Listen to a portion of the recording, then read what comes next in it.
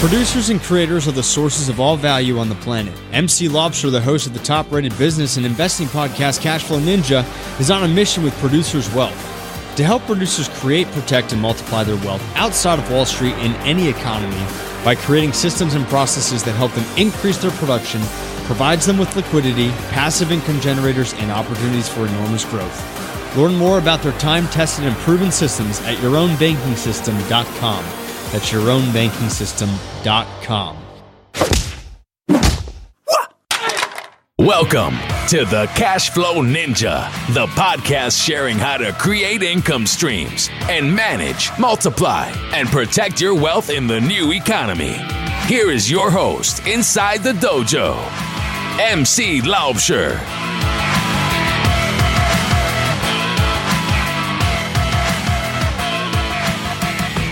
Hello, Cashflow Ninjas. MC Laubscher here, and welcome to another episode of the Cashflow Ninja. I have a great show for you today, and in today's show, we're going to look at how to perform due diligence on private investments.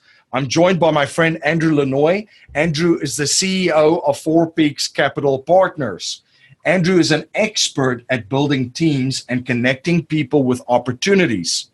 Formerly a talent agent at William Morris for 16 years, he represented some of the world's biggest celebrities, including Tim Allen, Sheryl Crow, Barry Manilow, and Peter Frampton, just to name a few. In 2009, Andrew began investing in the alternative asset class and acquired over 100 income-producing assets in less than 48 months. During this time frame, he discovered a massive gap in the market, which of course goes along with the opportunity presented, and chose to leave the agency to pursue the lucrative opportunities in the private investment sector. Due to Andrew's success, he was approached by business associates and friends who were interested in partnering with his companies. Upon counsel, he decided to form a private investment group that allowed qualified investors to co-invest with his group. Once Andrew discovered and found success in the private investment sector, he chose to never invest in Wall Street again. Looking forward to this great discussion where we will discuss how to perform due diligence on private investments. You can also grab a free report that Andrew and his team has put together at privateincomeinvesting.com. That's privateincomeinvesting.com. Are you an investor looking for passive cash flow but don't have the time to explore your options? Discover real estate. It's the best option for passive income that savvy investors have been turning to for years to generate income and build wealth. But the reality is, real estate investing takes expertise, market knowledge, and time. So what do you do if you don't have the time or market knowledge? Discover how many business investors have found a way to generate cash flow from real estate investing. Their secret? They partner with proven private real estate investment funds. Four Peaks Capital Partners have created a system that allows accredited investors the opportunity to invest in undervalued assets to generate passive income and capital gains. Invest with the cash flow experts and sit back while Four Peaks does all the work. Call Four Peaks Capital Partners at 877-5-INCOME. That's 877-5-INCOME, or go to privateincomeinvesting.com. An offer to buy or sell securities is only made by a private placement memorandum. Prospective investors must read the PPM in its entirety before making an investment decision. Andrew, welcome to the show. Hey, MC, thanks for having me. Yeah, great to connect again.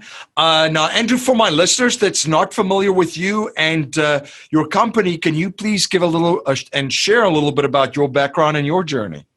Absolutely. So I'm the founder and CEO of Four Peaks Capital Partners, and I'll give you a quick background and kind of bullet points on just quickly on me.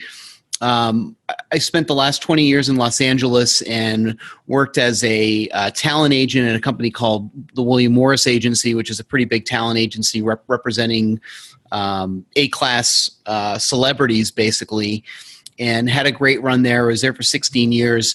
When the subprime crash happened, my folks had lost a bunch of money in the downturn. They were retired. And so that was kind of my big eye-opening, what the heck happened event. And it led me to reading a bunch of books on economics, and it all kind of pointed me into real estate investing. And in late 2009, I started buying single-family properties, starting out in Dallas, Texas, and that led to properties in Memphis and then Atlanta, and built a small turnkey company in Atlanta with some partners who had moved there. So from about 2009 to 2013, I bought over 100 properties with partners and really cut my teeth on the single-family investments. And during the course of time, realized that that's really the path that I needed to be on, was real estate investing. And so I exited the talent agency in 2013. Very interesting background, and you guys are involved in the mobile home park industry, which is very, very interesting as well. What are some of the attractive features about this niche in real estate? And what are some of the things that excites a lot of investors investing in this space? Yeah, it's a great question. So basically, after probably 2013 and 14, I stopped buying single families because the numbers just simply stopped penciling out. The cap rates were getting lower. There was a lot of investors coming into the market. So we're looking around, and we're looking for basically the next investment. We looked at commercial, we looked at multifamily, we looked at a number of other asset classes, including mobile home parks. And we chose mobile home parks for a couple of reasons. One is that the cap rates were considerably higher than the other investments that we were looking at. So they were income producing. We felt like there was still great deals to be had on that. And it's also somewhat of an overlooked niche. So while other people were looking at apartment buildings and things like that and picking up things at 5 caps and 6 caps and whatnot, we were able to start buying mobile home parks at 8 caps, 10 caps, 12 caps, and sometimes even higher. And this brings it to this environment right now, and a lot of other guests have mentioned it as well when they talk about multifamily, that cap rates are really compressed. So they're looking at alternative vehicles and found this vehicle that's not only very, very attractive with returns right now, but the track record that it has. I mean, it truly is a recession-proof vehicle. Yeah, it's a really interesting asset class. I mean, first and foremost, it's hands down, it's affordable housing. We're buying communities in the Midwest. That's basically where we're focused, and into the Southeast a little bit. We're operating in 12 states right now. I think we own 24 or 25 communities. And so first and foremost, it's affordable housing. So you have to have a team in place to operate these. We have a national property management company. We have a national construction company. And our focus, kind of a niche within a niche, has been on distressed mobile home parks, which has been interesting. So we'll go into a market and find a community that simply has been neglected for years, and maybe 15 years ago it was at 95% occupancy, and for whatever reason, the owners have basically just let the community run into the ground. So whether they stopped putting money into it, or they had problems managing, or they were managing out of state and didn't know how to do that. So interestingly enough, we really found a niche within a niche, and because we built a big team, we've got over 100 employees right now. We're able to go and find a lot of deals that other people really wouldn't touch because there's just too many issues. So that's been interesting to focus on that. What are some of the risks that exist within this space? Because in every asset class, there's certain things that you have to be cognizant of, and that you have to not only mitigate, but you have to manage. What are some of the risks that you need to manage and be cognizant about in this particular niche? Yeah, I think the biggest thing, and I would say in most real estate investments, and probably in most investments, is you've got a risk with the asset class and you have a risk with the operator, whoever the sponsor is. So on the asset class side, we feel great about mobile home parks, and being in the affordable housing business, and looking at all the data that we've reviewed on this. historically it rides through a recession really unscathed. So when you look at this compared to other asset classes, especially through the subprime crash, mobile home parks came out and did really well. And if you think about it, and you put new construction condos as an example up against mobile home parks, generally when there's a recession, all the cranes that are in the air kind of stop for a while, and someone who is living in a 4-bedroom house and loses a job, they're probably not going to be homeless, but they're going to downsize to maybe a 2-bedroom. And so you've got the top-down theory, and we're really towards the bottom of the housing chain. So we don't really compete with single-family home buyers or single-family properties. I mean, we're really competing with apartments. And in our average, the range of our lot rents are typically about $200 to $300 a month. So, I mean, we're really, really in that affordable housing sector. That is one of the assets that, as you mentioned, historically has been very, very interesting in my research too, to see how, it really, really rides through turbulent times.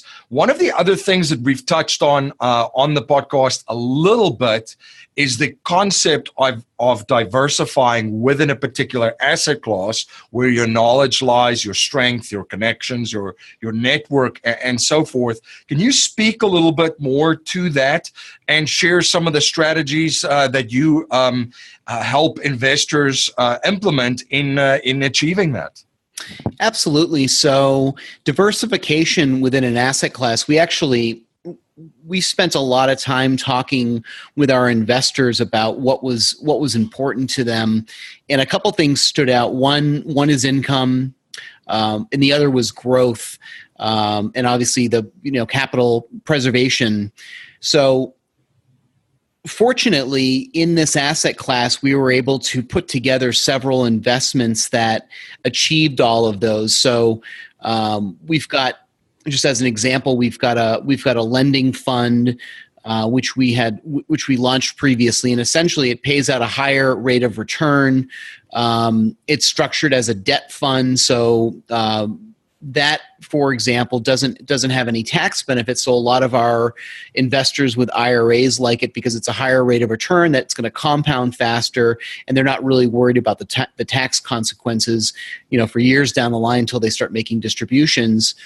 And then we have an acquisition model where investors are seeing tax benefits through depreciation. They're seeing fairly strong income on the front end, and then a significant part of the back end on a sale or refinance. So that's two pretty good examples of how you can diversify within an asset class. Our mortgage lending fund, as an example, is we create mortgages for new residents coming into the community. So it's a different side of the asset class versus an acquisition fund where we're going and buying new communities and then turning them around. You're listening to Andrew Lanoie on the Cashflow Ninja podcast. We'll be right back after a word from our sponsors. My friend Dave Zook from The Real Asset Investor says you can be conventional or you can be wealthy. Pick one. The Real Asset Investor team creates value for investors looking for high yield returns from multifamily apartments, ATM machines, and self-storage investments. Their syndications offer attractive investment opportunities that produce strong cash flow, equity growth, huge tax incentives. They are truly passive and managed by a world-class team. To learn more about the exciting investment opportunities the Real Asset Investor offers, such as their multifamily, ATM, and self-storage syndications, please visit cashflowninja.com/Real Asset Investor. You're listening to Andrew Lanoie on the Cashflow Ninja podcast, and now back to our interview.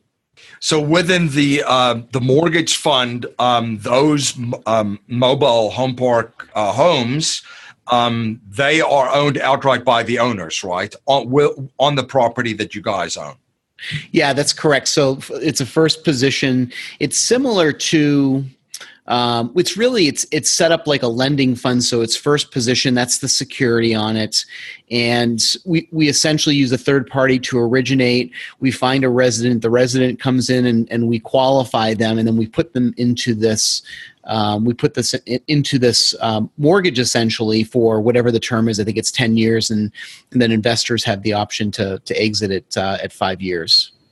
Very, very interesting. Yeah, and as you mentioned, it gives you two opportunities there. One of having an equity position within the property, and then also a debt position that's backed by the homes that's on the property. So you truly do diversify yourself within that particular investment.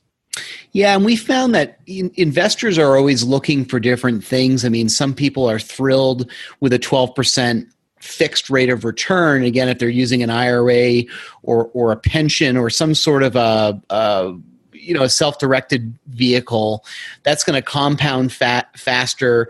Maybe someone's looking for just an overall stronger return versus a fixed rate, so they're going to go with the acquisition model. So we found that giving folks a couple different essentially choices has been a great thing for them. Now, one of the things I wanted to talk to today about, which you've provided some great content and information on, is due diligence. Now, due diligence is so important in today's environment because there's the internet. It's very, very easy to access the internet and post information on the internet and so forth. So there are a lot of folks within the investment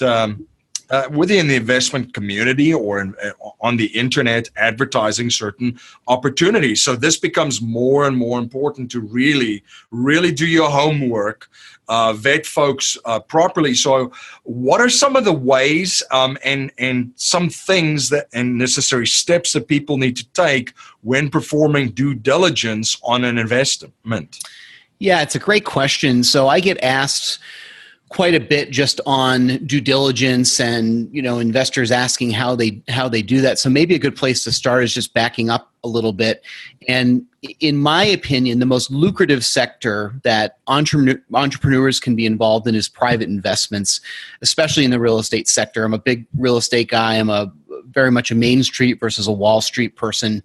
I'm sure you know Simon Black, and he pointed out at one point that with big public companies that are listed on the stock market exchanges, it's not uncommon to pay 20 times, 50 times, or even 100 times a company's annual profit. And he was referring to Amazon that was selling for 180 times its annual profits.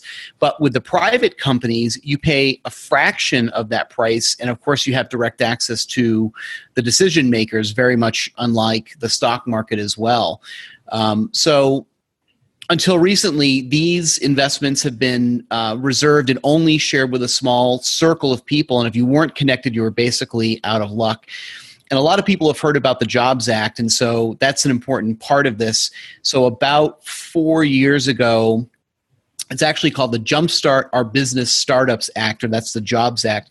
It was passed by Congress, and it allows private companies to advertise its investment to potential investors. So the once lucrative investment opportunity is now open to qualified investors today. So basically, you can avoid the middleman and all the fees that typically happen in public companies or the stock market.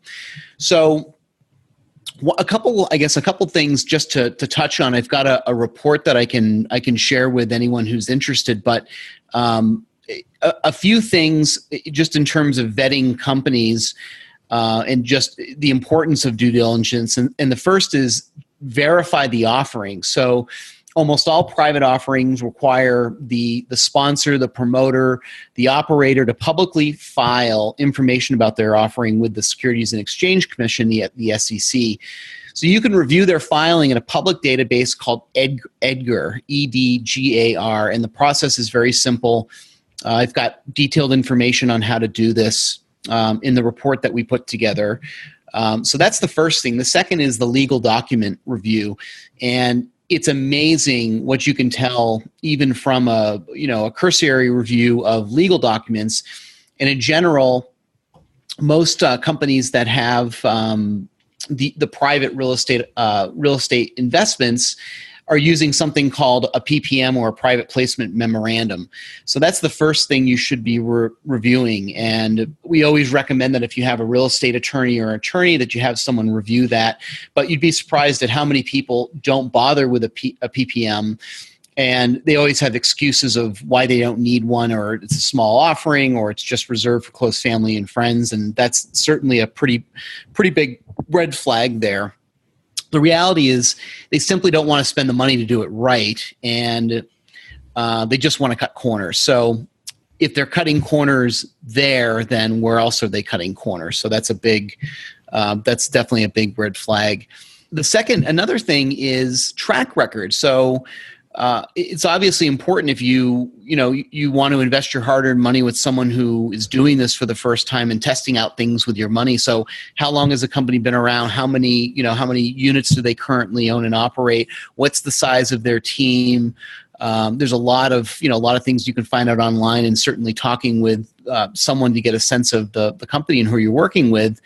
At the same time, investing with a solo business owner or mom and pop group, in my opinion, could be greater risk.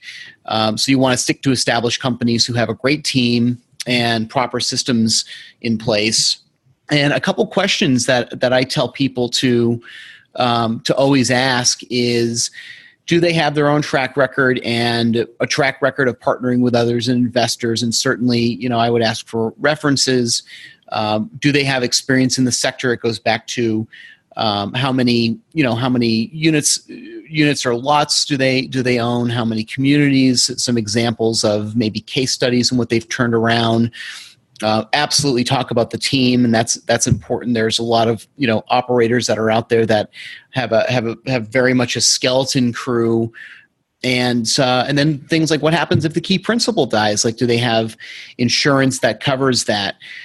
So those are some of the big questions that I tell our investors to ask, and if I'm looking at things myself, then I ask myself. One of the things you touched on is the track record. Now, there might be younger guys listening and gals saying, well, I'm trying to syndicate something like that, but it might be a first deal. So if an investor is investing, what are some of the things that an aspiring syndicator could do? Is it bringing in someone with that track record? What are some creative ideas that you can share? Yeah, that's definitely one idea. Is you partner with someone who has some more history or has a track record. You can also start with a small deal. It doesn't have to be a $10 million deal, nor should it be a $10 million deal if that's your first one. I was syndicating single family houses, which sounds funny, but ended up being a great model, and especially the time that I was buying single families, the market was great for that. So you can get in smaller deals and essentially work your way up. I mean, most real estate investors start with buying a condo, buying a single family house. I mean, that's the Kiyosakis, that's Ken McElroy. I mean, they all start small, and then they buy a bigger deal, and then it grows from there. So I think you start small and you build up your portfolio and your track record. Or you partner with someone and maybe you can compress timeframes a little bit, but I think one of those two ways are probably your best bet. Yeah, I've seen some folks that are now successful syndicators, and what they did was exactly what you said. They brought in folks with the experience, the track record, the team, the support to assist in it, and that was a good way to do that. So that for investors doing their due diligence, they could see that the right team and the management is in place, and with folks with experience in that. The other point that you touched on too is the plan of succession, which I don't think a lot of folks are even aware of that. But you'd mentioned what happens if the key principal passes away, right? very, very important to have that succession plan in place. And also, can you speak a little bit to, I would say, options in case of a worst case scenario? Is that questions that someone could ask, and is that what should the answers be from a syndicator if someone says, well, what is the worst case scenario? What could happen in this park, and what are my options if it doesn't work out as planned? Yeah, I think as a real estate investor, you have to go into something with eyes wide open and just know what the risks are. I mean, there's certainly a risk of a market failing over time. That's typically really slow.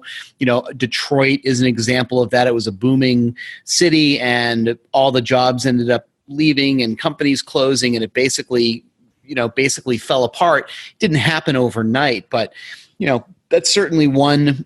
It goes back to what the risks are, and if you put the risks in two buckets, I would say it's the asset class and it's the operator.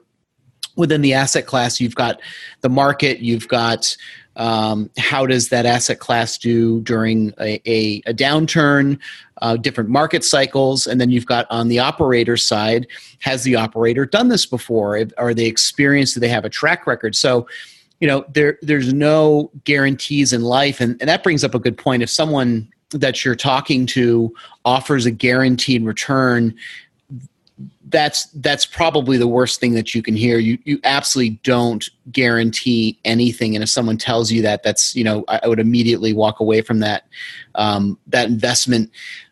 Just like Clint Eastwood said, if you want a guarantee, buy a toaster. Absolutely. So for instance, you'd cover some of the legal side too, of verifying the offering, the legal document review, the private placement memorandum, to have that in place. And it's quite amazing that some folks would still skimp out on that, because as you mentioned, if they skip that, what else are they taking shortcuts on? Yeah. But as far as that in the wording of it as well, because there are in some of these memorandums a preferred return. Can you just explain a little bit of the difference with that, or somebody guaranteeing something? Yeah, absolutely. So a preferred return, the simplest way to explain that is the net cash flow coming out from an investment. If you have a preferred return set up, and let's just say it's an 8% or a 10% preferred return, it simply means that the net cash flow coming out of a deal after all the expenses are paid goes to the investors first. So it's a way to protect the investors, to make sure that the first monies from a deal coming out are going to them first. And then usually it's a split after that. Maybe it's, in our model, we typically give our investors 80% after whatever that preferred return is. So preferred return and guarantee are very, very different. Preferred return is pretty standard, or a fixed return, which in the case of a lending fund, we may offer someone a 12% fixed return, which simply means that they're going to, if someone invests $100,000 and it's 12% annualized, well, they know down to the dollar what they're seeing every year in terms of an annualized return. Right. Any other closing thoughts around due diligence, Andrew? Because I think this is a very, very timely topic and a very important one for listeners out there. Yeah, I think that just kind of on closing, one of my mentors had a saying, and he said, the information about the relationship is available at the beginning if you choose to pay attention. It's something I'm paraphrasing, but something like that. So, everyone's got some sort of a gut read on something or people. So, if you've got a red flags going off, or if things don't seem to be adding up, well, go with your gut. If you go back and you think of times when, a relationship fails or something didn't go, there's usually some signs at the very beginning of that, right? So that's interesting. I think that was really good advice that I got, and I definitely listen to that advice to this day. Absolutely. And I would say, though, too, that there is a lot of information out online. I think I was at a conference where Damon John was speaking to the importance of just the online profile, and he had mentioned that before he even sits down with someone, there's already a ton of due diligence done just on what's available, because there are so many platforms right now that do share information, and people do share their experiences with people. So if you're looking at investments or at opportunities, a quick Google search or a search on some investment platforms is also a very, very quick way to quickly get information at hand and other people's experiences with a particular company or individual. Yeah, it's such a good point, and it is really simple. I remember going to some sort of a real estate event. This is years ago in Los Angeles, and I was sitting back listening to the speaker, and just something was a little off. And it was definitely as one of those, it was a free event, so there's 50 or 60 people in the room, probably newer investors, if not brand new investors. And I literally just did a quick search on this guy, and it was like lawsuit, and there was a group created about going after this guy, and literally the first page, it was just like all this stuff. And so it's so easy. I mean, sometimes you've got to spend more time and dig deep to pull some stuff out, but a lot of people just don't. They just don't even do the bare minimum. Right.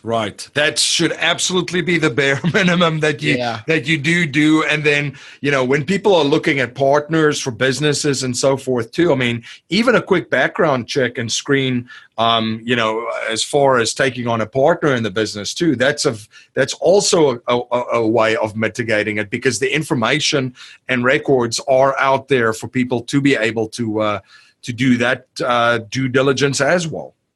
Yeah, and another thing is, if you're partnering with someone, and I don't mean if you're making an investment into an offering, but if you're going to partner with someone, or you're looking at putting in $5 million into something, if you're talking about a big transaction, I would 100% run a background check on someone. You can do that without, I'm not sure if it's legal or not, but you can certainly do background checks on people.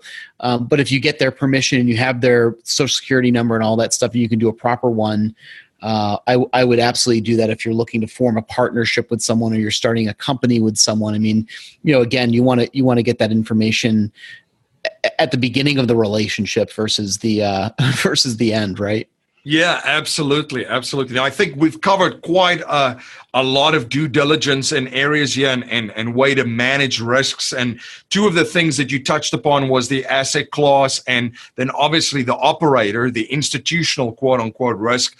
And I think you mentioned Simon Black too. Simon also talks about, market, which kind of ties into this asset class, but then the political and economic risk as well. So for our international listeners out there, that's something to be cognizant as well when you're navigating this exciting time that we're living in, and looking at opportunities and investments abroad in other countries as well.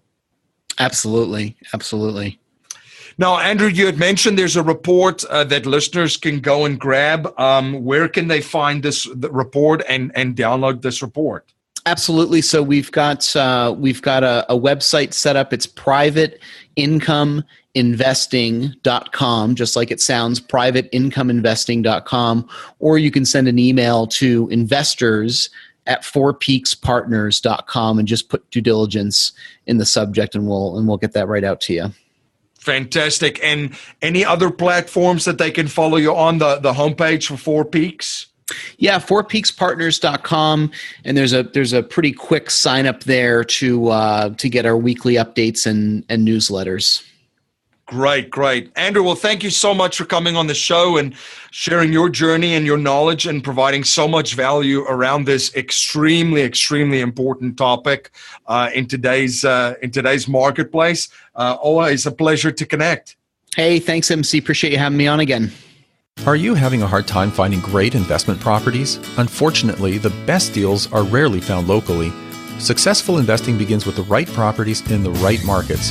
Norada Real Estate provides everything you need to invest in the best deals across the United States. Our simple, proven system will help you create real wealth and passive monthly cash flow. Learn how to find the best deals by downloading your free copy of The Ultimate Guide to Passive Real Estate Investing at noradarealestate.com. That's NORADA realestate.com. Thank you for joining me again on the Cashflow Ninja. Thank you for all your support. You rock. If you like what you hear and appreciate what we're trying to build here at the Cashflow Ninja, please subscribe, rate, and review our show on iTunes and share our show with family, friends, and your network. If you're not a subscriber to our newsletter, you can sign up for our newsletter at cashflowninja.com or text Cashflow Ninja to 44222. I'm also posting daily videos on Facebook and YouTube and will live stream weekly starting May 2018. To make sure you don't miss any of the live streams, please like and subscribe to my Facebook and YouTube platforms. I'm also dropping content on Instagram daily. Be sure to follow us on Instagram to get in on the action. I want to thank you for spending your most precious resource with me today, your time. That's our show for today. Until next time, live a life of passion and purpose on your terms.